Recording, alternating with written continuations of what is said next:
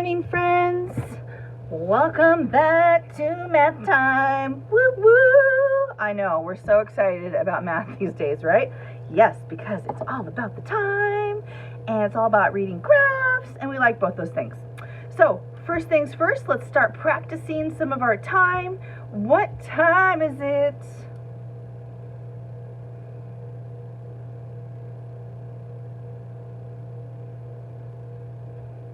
Right, if you put, and I realize I didn't say type it in the chat, so we'll start doing that in the future. It is 8:50. Look at that. It's almost at the 9, but not quite at the 9 yet. But if you count by fives all the way around, 5, 10, 15, 20, 25, 30, 35, 40, 45, 50. That's definitely on the 50. So if you got the 50, great. If you guessed 9, oops. Remember that it hasn't touched the 9 yet. It's almost 9 o'clock though. Next one looks like this. Go ahead and type that in the chat when you figure out what time it is.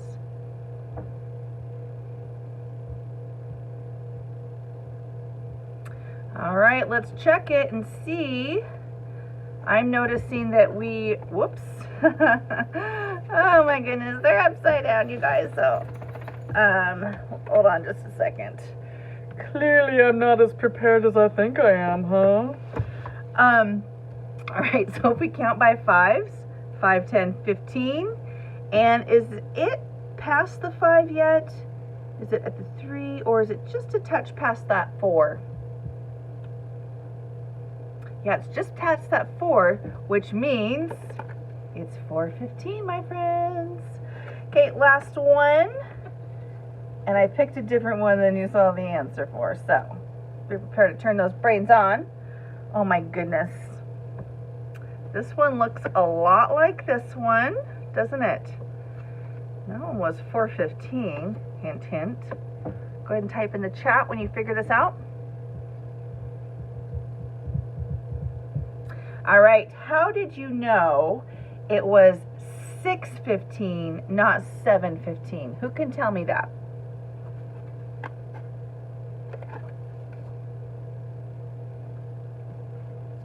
All right, thanks guys for warming up your brains. We are looking at page 237 and 238 today. Unit 5, lesson 6, pages 237 and 238, and we're looking at these two graphs. Now today, our lesson is primarily, at the first part, going to be Q&A. Q&A means questions and answers. So I will need you guys to be my helpers. That means that you need to turn those brains on, unmute yourself sometimes, and if you don't usually speak up, today I'm going to be looking for more people to speak up than I usually hear from. So I know that we've got like 5 or 6 kids who are really courageous and really stretch themselves and share a lot of their thinking, and today I want those kids to share, and I want the kids who don't speak up as often to share as well. So the first thing I want to talk about is horizontal versus vertical. Vertical means up and down, horizontal means side to side. And here's how I always remember which is which, is that horizontal has the word horizon in it.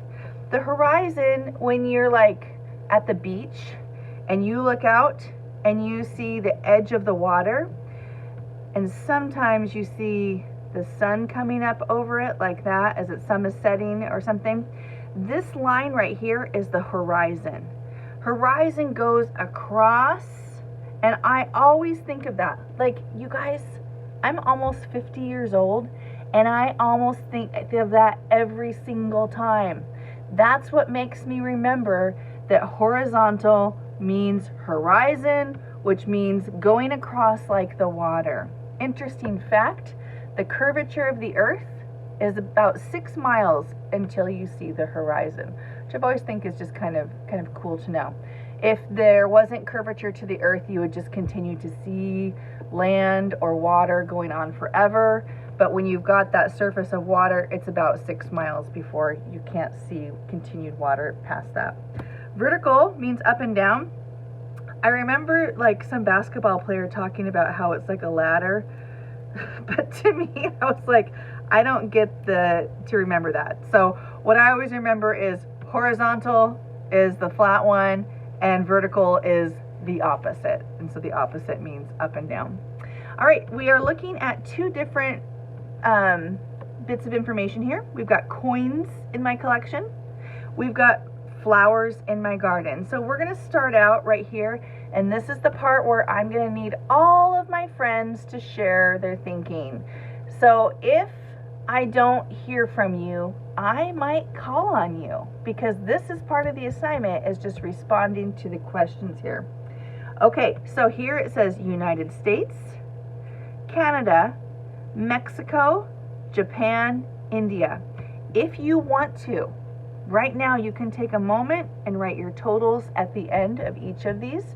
I'm not going to do that today because I want you to do the work. So if you want to write the totals, do that right now. I'll take a drink of my coffee while you do that.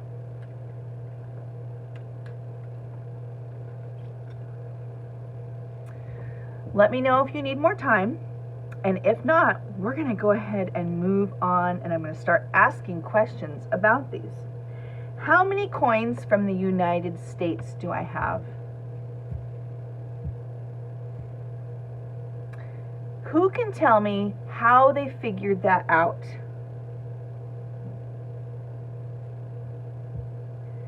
How many coins from Canada do I have?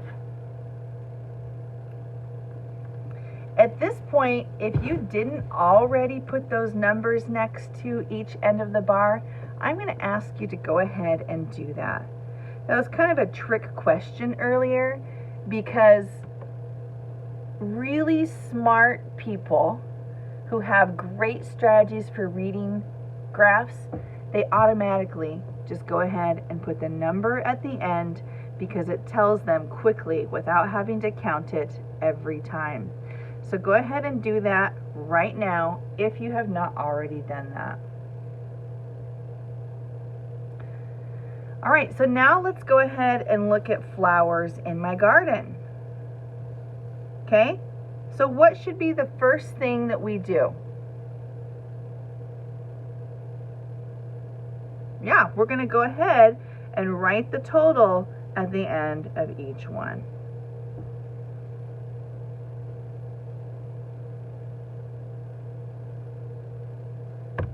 Almost feels like cheating when you make it that easy. My goodness.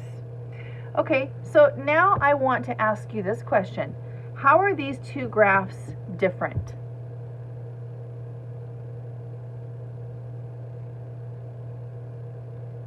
All right, while we discussed that this one's about coins, this one's about flowers, the big difference that I want you to see is this one's horizontal and this one is vertical, also known as sideways and up and down. But scientists and mathematicians like those specific words of horizontal and vertical. All right, now, everybody, how many violets are there? Unmute yourself and tell me. Who can tell me how they figured that out?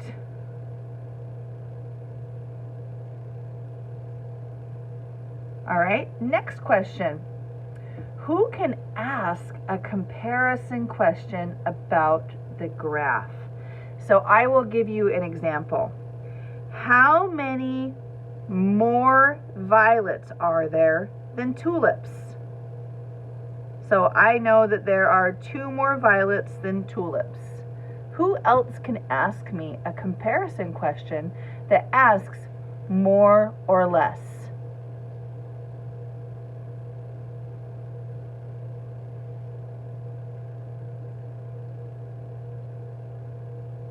Wow, thank you guys. Next question is, how many more daisies should I get if I want to have as many daisies as violets?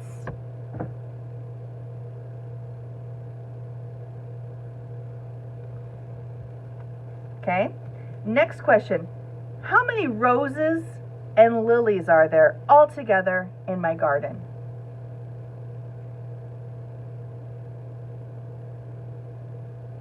Are there more daisies and lilies than violets?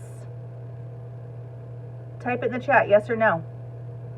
Are there more daisies and lilies than violets? Which flower do I have the most of?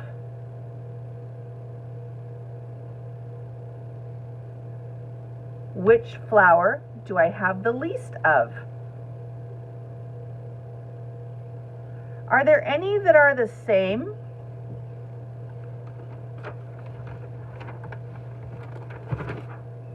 All right, so now we're going to go ahead and turn the page. We just did some practice reading some graphs there.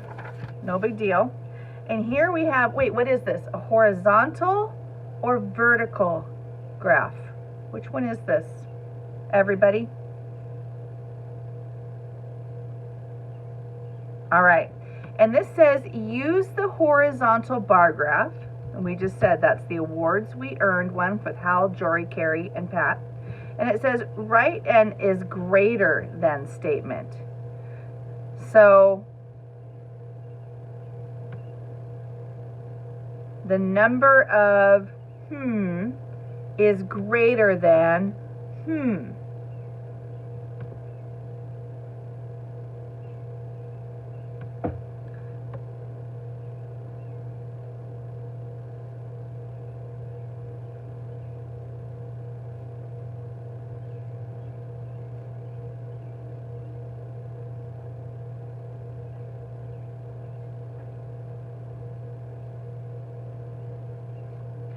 What are some ways that you guys wrote that? I want to hear what you wrote. The number of is greater than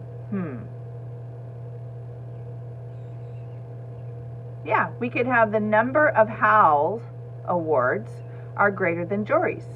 The number of Pat's are greater than Carrie's. The number of Jory's are greater than Carrie's. The number of Pat is greater than Jory's.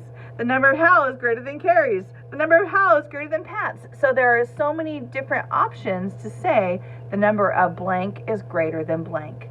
Just make sure that the one that has more is in the front and the number that has less is second. All right, the last thing we're going to do today is we are going to make a vertical bar graph. And of course, this is the page that I will want to see today. This page, we didn't write anything. We just talked about it. This page is where we're showing our work. And this says make a vertical bar graph from the horizontal bar graph above.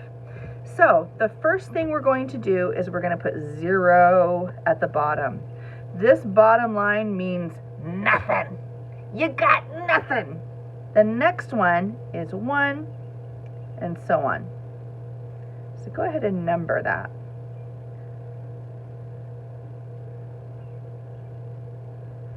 Sometimes people put 1 at the very bottom, but that doesn't make sense because if you had 1 there, it wouldn't even go up yet.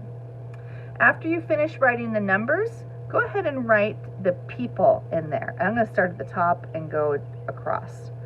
So first I'm going to write Hal. If you wrote it different, that's okay.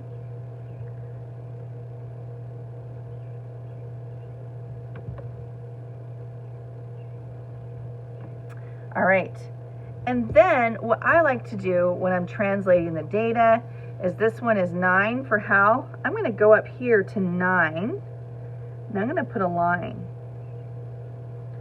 I'm going to bring it all the way down, and that's not real easy to see. I don't want to get markers and stuff out, but I do want to make this obvious how big this bar is.